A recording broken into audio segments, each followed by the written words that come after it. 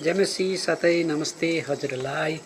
फेरि पनि तपाईहरुको माझमा यो पवित्र बाइबल धर्मशास्त्रबाट केही वचन पढेर तपाईहरुलाई है सुनाएर फेरि पनि नौलो ज्ञान है यो प्रभुको वचनबाट दिलाउनको निम्ति है म तयार छु र हजुरलाई म दुई हात जोडी म यो बिन्ती गर्छु, तपाईले एकदमै ध्यानपूर्वक गरेर सुनिदिनुस् ल, ध्यानपूर्वक लाएर सुनिदिनुस् ल।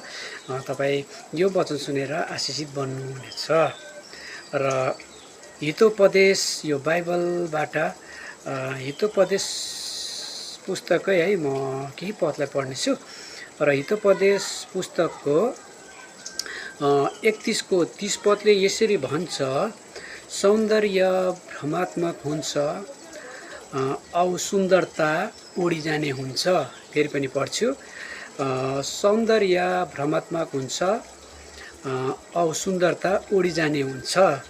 र तल्लोपट्टि यसरी लेखिएको छ, तर परमेश्वरको भय मान्ने स्त्री नै आदरणीय हुन्छ भनेर भनेको छ।